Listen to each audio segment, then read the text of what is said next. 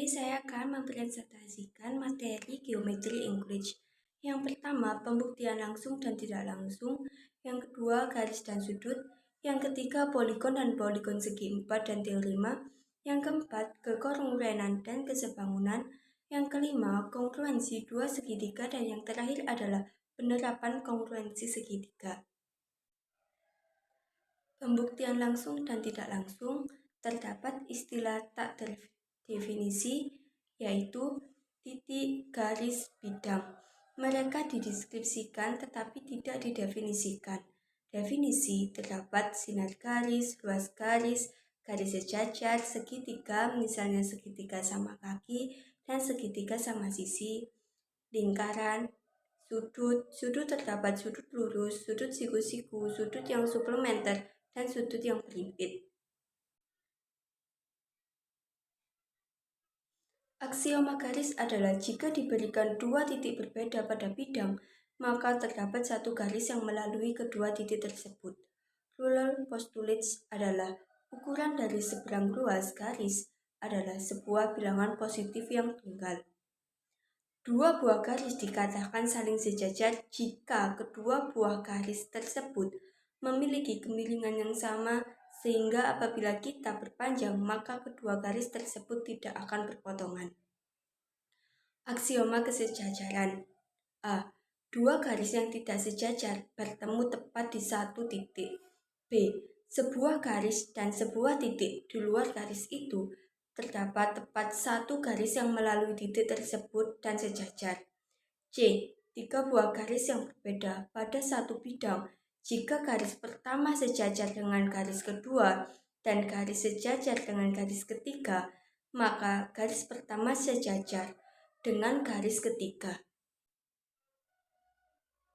Aksioma keantaran atau segment addition postulate adalah tiga buah titik berada P, H, dan M.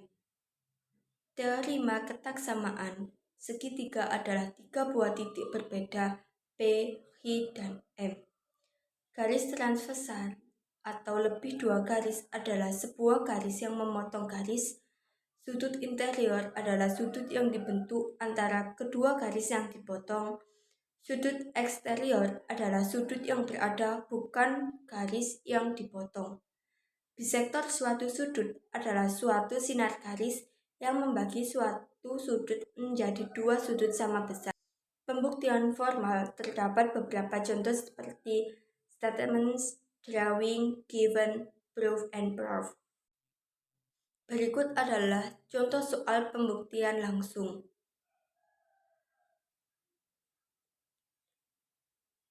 Dan berikut adalah pembuktian contoh soal tidak langsung. Berikutnya adalah garis dan sudut.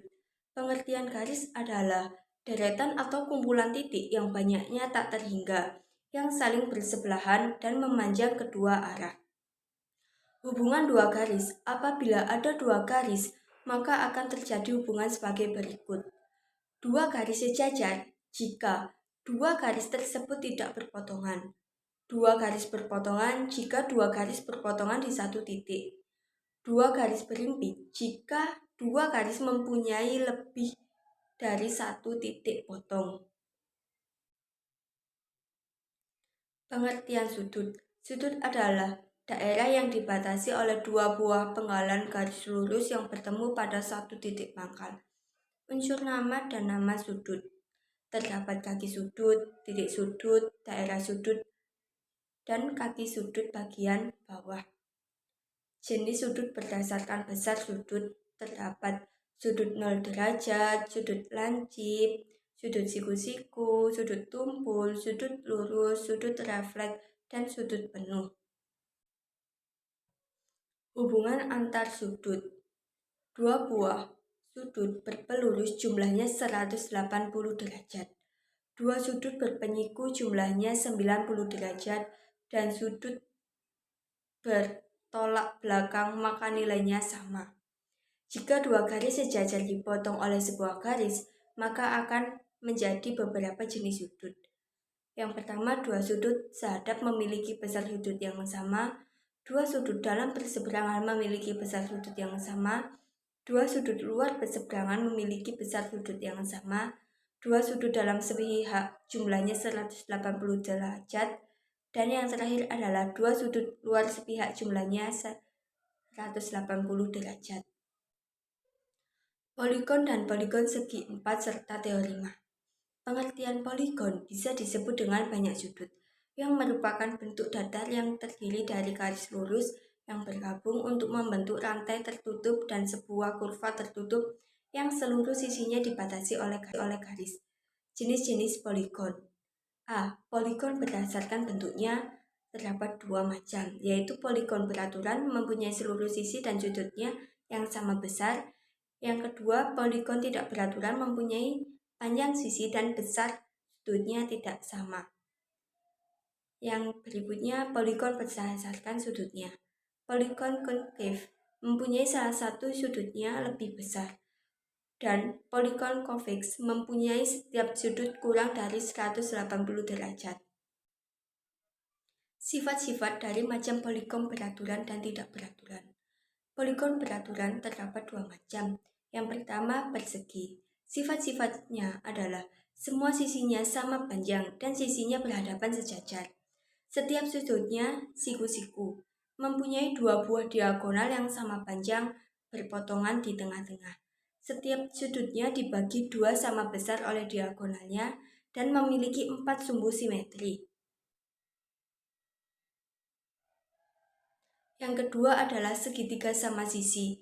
Sifat-sifatnya adalah segitiga yang ketiga sisinya sama panjang, segitiga yang ketiga sudutnya sama panjang, memiliki 3 sumbu simetri, dan jika dikaitkan dengan besar sudutnya 60 derajat, untuk segitiga sama sisi tidak ada penamaan khusus seperti segitiga sama kaki.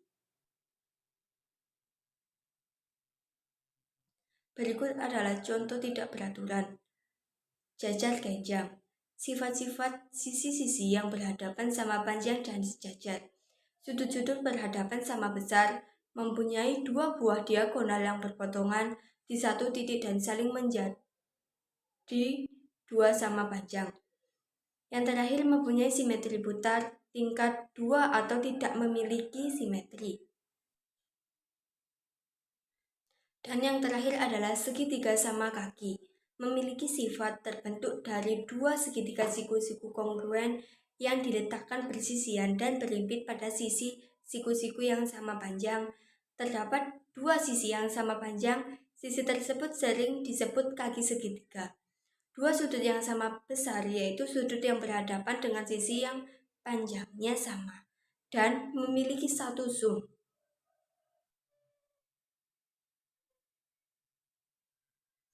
Poligon segi 4 serta teorema.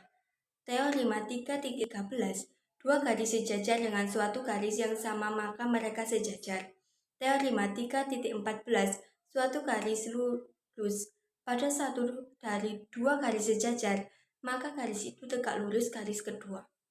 Teorema 3.15, di suatu titik pada garis terdapat satu dan hanya satu garis yang tegak lurus. Teorema 3.16 adalah di suatu titik P tidak pada garis G terdapat satu dan hanya satu garis yang tegak lurus. Segi 4, definisi 3.9. Segi 4 adalah poligon yang mempunyai 4 sisi. Definisi 3.10. Jajar genjang adalah segi 4 dengan sisi yang berhadapan sejajar. Definisi ketiga 11. Persegi panjang adalah jajar genjang dengan satu sudut siku-siku. Definisi 3.12.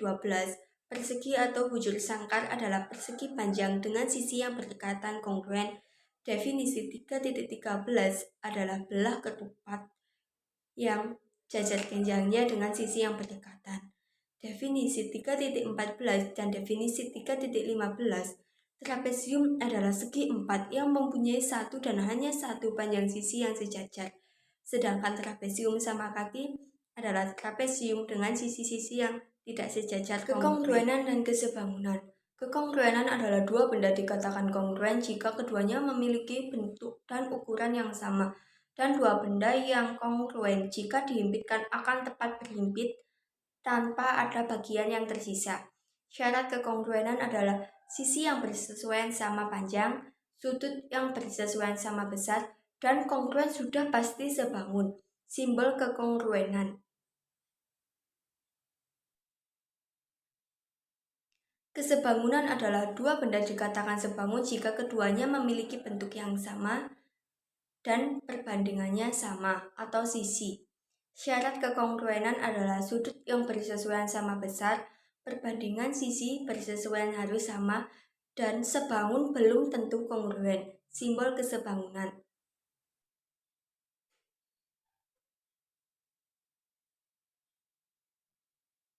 Kongruensi dua segitiga. Aksioma-aksioma yang bisa digunakan untuk membuktikan bahwa dua segitiga saling kongruen. A. Aksioma sisi-sisi-sisi adalah jika tiga sisi pada suatu segitiga kongruen dengan tiga sisi pada sebuah segitiga kedua, maka kedua segitiga tersebut kongruen.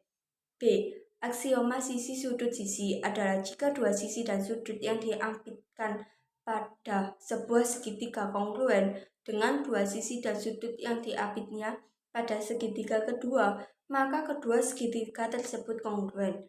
C. Aksioma sudut sisi sudut adalah jika dua sudut dan sisi yang diapitnya pada sebuah segitiga kongruen dengan dua sudut dan sisi yang diapitnya pada segitiga kedua, maka kedua segitiga tersebut kongruen. Teorema sudut-sudut sisi adalah jika dua sudut dan sisi yang tidak diapitnya pada sebuah segitiga kongruen dengan dua sudut dan sisi yang tidak diapitnya pada segitiga kedua, maka kedua segitiga tersebut kongruen. Teorema kekongruenan segitiga siku-siku adalah jika hipotenusa dan salah satu kaki pada sebuah segitiga siku-siku kongruen dengan hipotenusa dan salah satu kaki pada segitiga siku-siku kedua, maka kedua segitiga tersebut kongruen. Sekian dan terima kasih, semoga dengan presentasi ini dapat menambah wawasan Anda, dan apabila ada tutur kata saya yang kurang berkenan di hati Anda, mohon dimaafkan. Wassalamualaikum warahmatullahi wabarakatuh.